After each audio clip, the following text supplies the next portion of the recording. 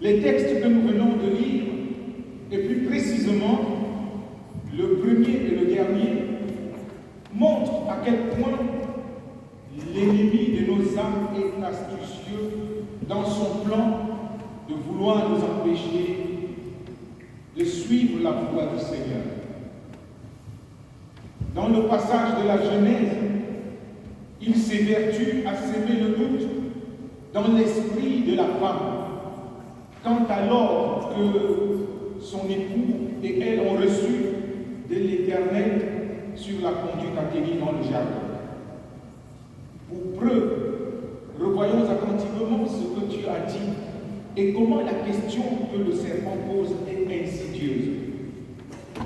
Au verset 16 et 17 du chapitre 2, il est écrit: l'Éternel Dieu donna cet ordre à l'homme: tu pourras manger de tous les arbres du jardin, mais tu ne mangeras pas de l'arbre de la connaissance du bien et du mal, car le jour où tu en mangeras,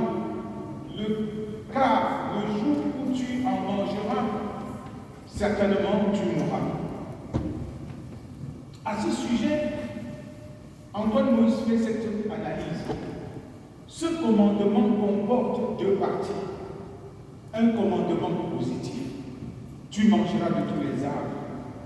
Et un négatif: tu ne mangeras pas de l'arbre de la connaissance.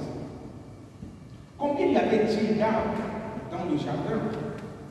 Quand bien même il n'y en aurait que 1000, le commandement positif serait encore 1000 fois plus important que le négatif.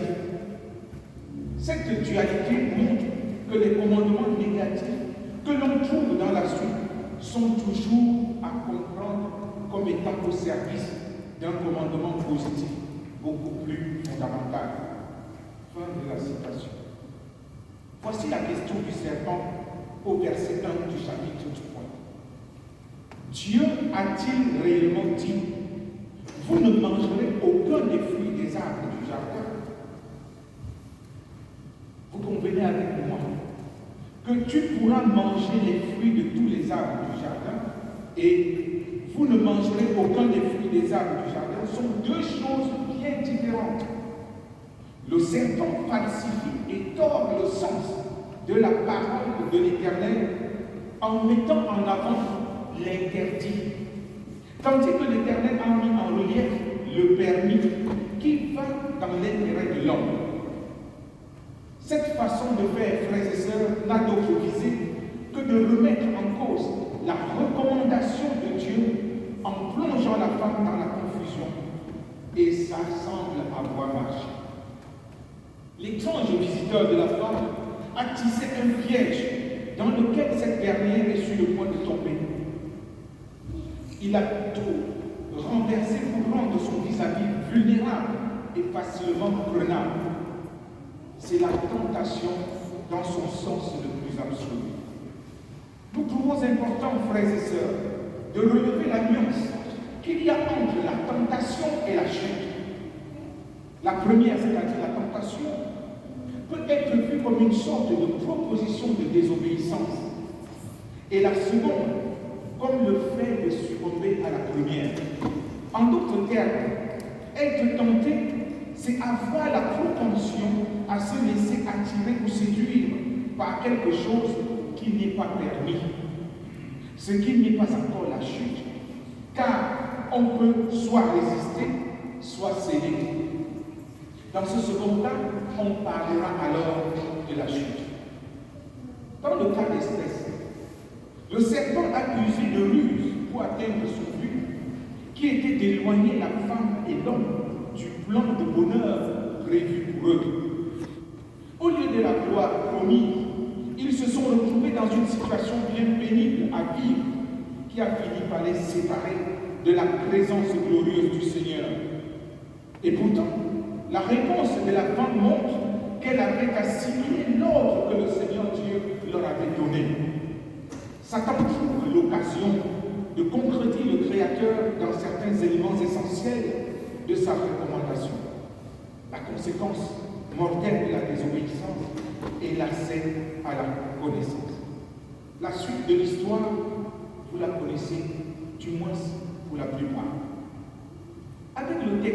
Dieu, le contexte change.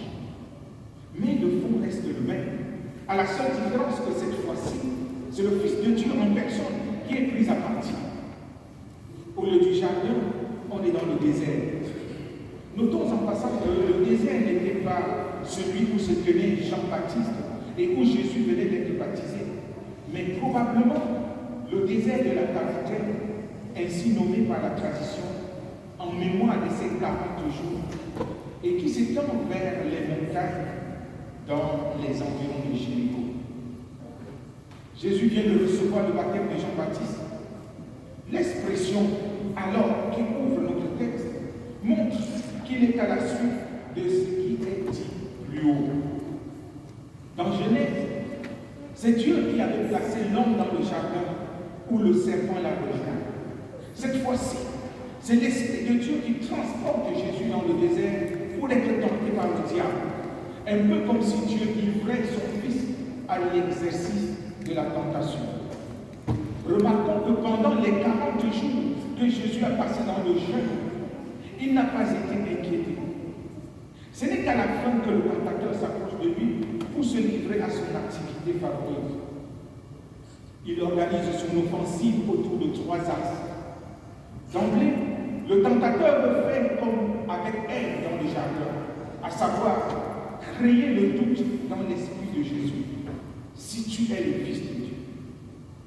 Il sait très bien que Dieu vient de déclarer aux yeux du monde que Jésus est son Fils bien-aimé, en qui il a mis toute son affection et il l'a fait à l'issue de son baptême. Ce qui nous fait croire que ce que le diable veut dire est autre chose. Es-tu réellement le Fils de Dieu? Eh bien, prouve-le à toi-même et aux autres en changeant ces pierres en pain, puisque tu viens de passer 40 jours à jeûne. Il touche là, chers amis, un domaine sensible, celui d'un besoin naturel vital, se nourrir. Nous sommes sans ignorer combien de nombreuses guerres dans le monde sont provoquées par l'instinct alimentaire qui anime aussi bien les humains que les animaux. Mais Jésus réplique en citant l'Écriture sainte qui met en exergue la double dimension physique et spirituelle de l'homme. Pour lui, le tout n'est pas seulement de nourrir la chair. Et s'il a pris ce temps d'abstinence, c'était justement pour nourrir son âme de la nourriture spirituelle dont il aura besoin pour accomplir sa mission. En d'autres termes, ce n'est pas ce que nous mangeons qui nous dispose à une bonne santé spirituelle, mais bien plus ce que nous tirons comme substance dans la parole de Dieu, dans notre intimité avec lui. Et comme le disait Louis Bonnet, quand Dieu parle, dit Luther, il ne prononce pas de simples paroles, mais des choses réelles. Ainsi, le soleil et la lune, le ciel et la terre, Pierre et Paul, toi et moi, nous ne sommes que des paroles de Dieu. Toute épreuve, comme pour Jésus, la défaillance de la faim, peut ouvrir la porte à la tentation. Notre force est allant uniquement dans la confiance en Dieu et dans l'obéissance à sa parole. Il est écrit. En répondant ainsi, Jésus ne veut pas dire que Dieu le nourrira d'une manière surnaturelle, sans pain ni aliment matériel, par une parole, un ordre émanant directement de lui. Il affirme plutôt que la vie de l'homme ne dépend pas seulement de la satisfaction de ses besoins physiques, mais avant tout de l'accomplissement des ordres de Dieu. Il obéira toujours à son Père, de qui il attend jour après jour l'entretien de sa vie. Il n'usera pas de pouvoir qu'il a de faire des miracles pour sortir arbitrairement de la position dans laquelle Dieu l'a placé. Frères et sœurs, vous comprenez bien que dans ce premier monde, le diable n'a pas pu déstabiliser Jésus. Au contraire, Jésus, dans tout ce qu'on lui connaît, a mis Satan en porte-à-faux. Et nous comprenons aussi que dans notre contexte, il y a des choses pour lesquelles on peut nous invectiver en nous disant, mais tu es chrétien, pourquoi tu es malade? Tu es chrétien, pourquoi tel aspect de ta vie ne marche pas? Tu es chrétien. Pourquoi tes affaires ne marchent pas? Pourquoi ça ne va pas dans ta vie? Telle ou telle chose. Comme si être chrétien nous détachait des réalités de notre existence humaine. Au contraire, être chrétien nous donne des ressources pour pouvoir vivre dans la difficulté. Être chrétien nous donne de savoir que dans la difficulté, je peux m'appuyer sur le Seigneur, je peux m'appuyer sur sa parole, je peux m'appuyer sur ses promesses pour tenir, pour avancer.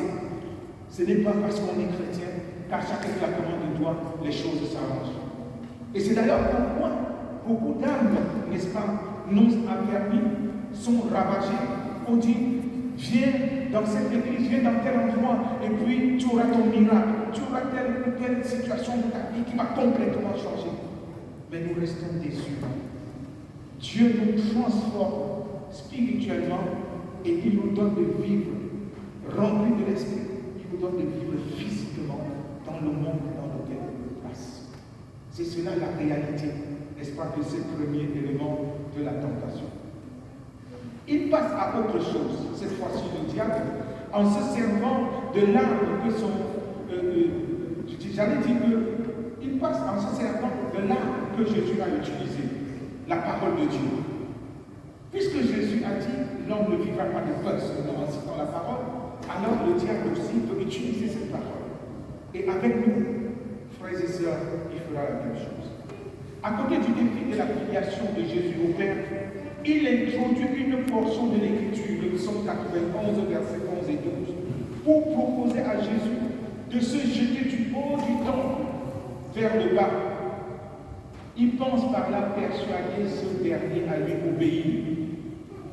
Mais Jésus décèle en cela la puissance de l'égarement, qui consiste à dire ce qui est vrai pour conduire à ce qui est faux par la suite.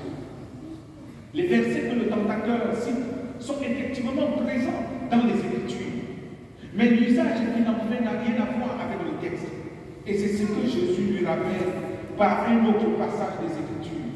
Il est aussi écrit, tu ne tenteras point le Seigneur ton Dieu.